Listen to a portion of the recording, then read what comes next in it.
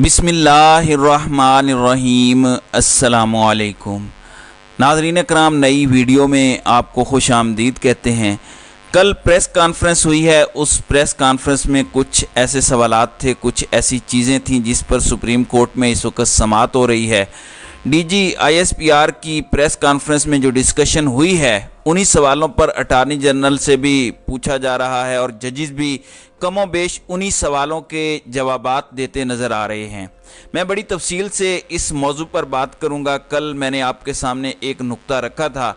Attorney general ने बताया था, जब उनसे पूछा गया कि क्या किसी का ट्रायल हो रहा है, तो उन्होंने अदालत को बताया था कि इस वक्त तक किसी सिविलियन का कोई ट्रायल नहीं हो रहा। उसके बाद जब कल अदालत उठने लगी तो चीफ जस्टिस ने कहा था कि तवक्को है कि सुप्रीम कोर्ट का फैसला आने तक मिलिट्री कोर्ट्स में किसी भी सिविलियन का ट्रायल नहीं होगा। अब आज जैसे ही समाअत का आगाज़ हुआ, वहाँ पर इमरान खान के वकील भिंडारी साहब ने कहा कि डीजी ISPR और अटार्नी जनरल के बयानात में तज़ाद है।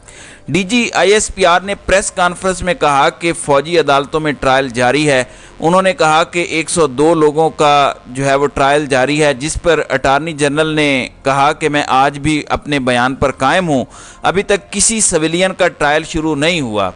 जिस पर चीफ जस्टिस ने कहा कि हमें आपकी बात पर यकीन है। अटार्नी जनरल का ये भी कहना था कि उन्होंने कल इस सारे मामले में, कल जो प्रेस कॉन्फ्रेंस हुई है उस मामले से उन्होंने हुकाम से बात की और उसके बाद उनका बताना यह है कि अभी तक कार्रवाई शुरू नहीं हुई और वो अपनी इस बात पर कायम हैं।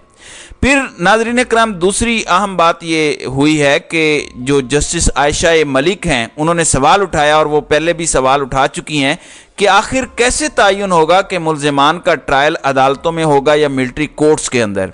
फिर एक और मामला बड़ा दिलचस्प था जो जस्टिस मुनीब अख्तर ने उठाया कि आखिर ऐसा क्या है जिसका तहफ़्फ़ुज़ आइन फ़ौज अफसरान को नहीं करने देता, यानी बाकी शहरियों की तो आइन हिफाजत करता है, यानी फ़ौजी अफसरान का मामला वहाँ पर चलेगा।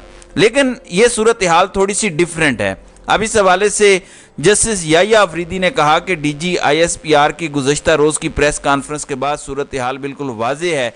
क्या सिविलियन का अफवाज से अंदरूनी ताल्लुक़ जोड़ा जा रहा है? यानी उन्होंने ये पूछा कि क्या फ़ौज के अंदर से कुछ इस किस्म के मामलात थे। तो इस पर अटार्नी जनरल ने बहुत वाज़ेह अंदाज में बताया कि अभी जो कार्रवाई चल रही है वो फ़ौज के अंदर से मुआवनत के इल्ज़ाम की है। इस सारे मामले में एक इशू जस्टिस एजाजुल एहसन और दीगर जजेस ने भी उठाया कि क्या जंगी हालात ना हो तो सिविलियंस के फ़ौजी अदालतों में ट्रायल के लिए आइनी तरमीम दरकार है या नहीं, यानी मामूल में जाएंगे या आप कॉन्स्टिट्यूशनल अमेंडमेंट चाहिए होगी इस पर। जिस पर जस्टिस मुनीब अख्तर का ख्याल ये है कि इसमें एक आइनी तरमीम ज़रूर दरकार है। फिर इसमें 21वीं आइनी तरमीम के हवाले से ज़िक्र हुआ।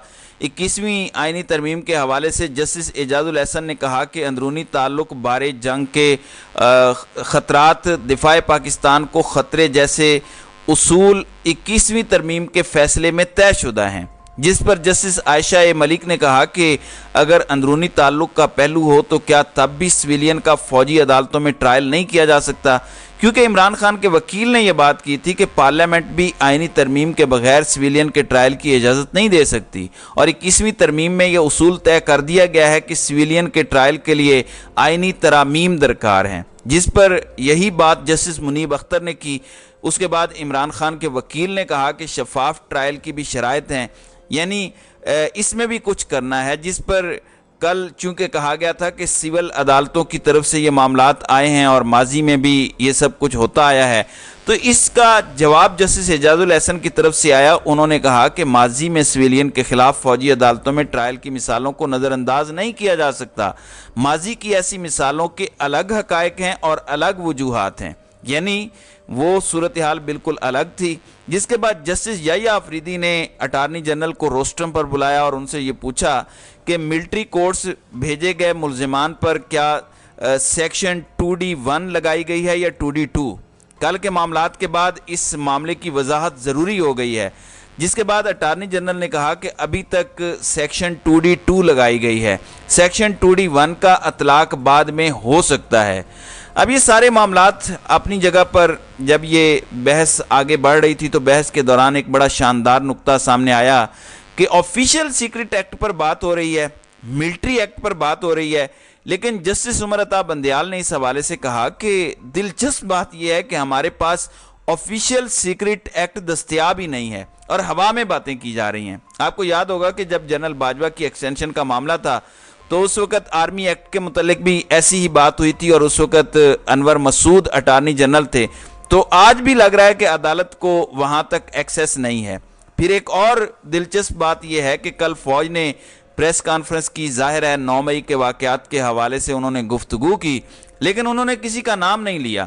پوری پریس کانفرنس کے دوران ایک بار بھی عمران خان کا نام نہیں لیا گیا، اور جو ہے وہ ہمارے ایک دوست نے بڑی شاندار بات کی کہ جو بھی پیمرا کا ضابطہ ہے کہ عمران خان کا نام نہیں لینا، تو اس لیے نام نہیں لیا گیا۔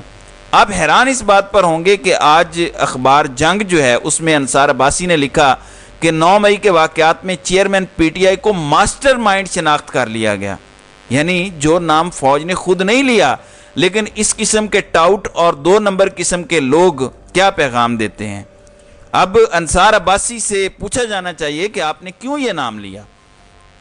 دوسری جانب سپریم کورٹ بار ایسوسی ایشن نے بھی آج فوجی عدالتوں کے خلاف درخواست دائر کر دی ہے، جس پر چیف جسٹس نے کہا کہ یہ خوش آئند ہے کہ آپ نے درخواست دائر کی ہے، ہم اچھے آرگیومنٹس کو ویلکم کریں گے، آپ بیٹھیں اور تیاری کریں۔ تو 6 رکنی بینچ فی الحال اس سماعت کو جاری رکھے ہوئے ہے، لیکن ناظرین کرام اصل کھیل دبئی میں جاری ہے۔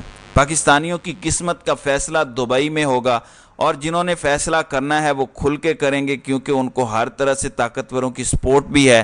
کیونکہ پاکستان کے اندر کوئی کہہ رہا ہے کہ کرپشن نہیں ہونی چاہیے، رول آف لا کی بات کر رہا ہے، تو کم از کم سسٹم اس کو تو مکمل گرل کر کے رکھ دے گا، اس کا تو سسٹم علاج کرے گا۔ لیکن جو چور اچکے لٹیرے پرلے درجے کے 2 نمبر لوگ ہیں، ان کو سسٹم مکمل طور پر سپورٹ کرتا نظر آ رہا ہے۔ اب ان کے اپنے صحافی بتاتے نظر آ رہے ہیں کہ آئندہ گورنمنٹ میں کس کا کیا شیئر ہوگا، دبئی میں کیا طے کیا جا رہا ہے۔ جاوید حسین ہیں جو دنیا نیوز کے جرنلسٹ ہیں، وہ کہتے ہیں کہ دبئی پلان 2 سیاسی جماعتوں کا آئندہ انتخابات پر ایک بار پھر باری باری ہاتھ صاف کرنے کا پلان۔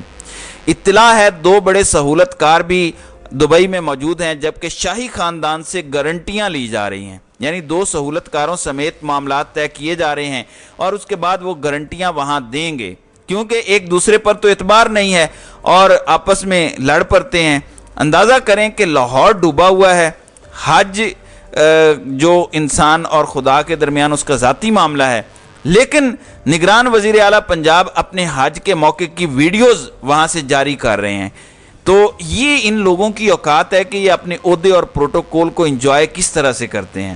اب دبئی میں وہ کون موجود ہے جس کی اس وقت کوئی خبر نہیں دے رہا، یہ بھی جاوید حسین نے آج خبر بریک کی ہے۔ انہوں نے کہا کہ 2 سیاسی جماعتوں کے مالکان کی دبئی میں موجودگی تو سمجھ آتی ہے، مگر 2 اہم غیر سیاسی شخصیات کی دبئی میں موجودگی اور وزیر اعظم کا رازداری سے دبئی میں موجود ہونے کا کیا مقصد ہے؟ ان کے مطابق 2 غیر سیاسی شخصیات بھی موجود ہیں اور وزیر اعظم بھی دبئی کے اندر موجود ہیں، کیونکہ آفیشلی تو یہی بتایا گیا ہے کہ وزیر اعظم ابھی تک لندن میں موجود ہیں اور انہوں نے دبئی آنا ضرور ہے۔ ان کی روانگی کا ٹائم کب ہے، وہ کب آئیں گے، یہ ابھی تک معلوم نہیں ہے، لیکن ان کے مطابق وزیر اعظم شہباز شریف بھی دبئی پہنچ چکے ہیں اور یہ معاملات جو طے ہو رہے ہیں ایک دوسرے کو گارنٹیاں دی جا رہی ہیں۔ ظاہر ہے کہ پاکستان کی قسمت کے فیصلے پاکستان میں نہیں ہو سکتے، یہاں پر صرف حکومت ہو سکتی ہے۔ کسی نے بڑا ہی اچھا کہا ہے کہ اگر آپ نے شریف خاندان کو پاکستان میں روکنا ہے، بے شک آپ نے ان کو سزا کے طور پر ہی روکنا ہے، تو اس کا ایک ہی حل ہے، اور وہ حل یہ ہے کہ ان کو اقتدار دے دیا جائے، بس صورت دیگر وہ پاکستان میں رکنے کا نام نہیں لیتے۔ تو ناظرین کرام، آپ کی اس ویڈیو کے حوالے سے کیا رائے ہے؟ آپ اپنی رائے کا اظہار کامنٹ سیکشن میں ضرور کیجیے گا۔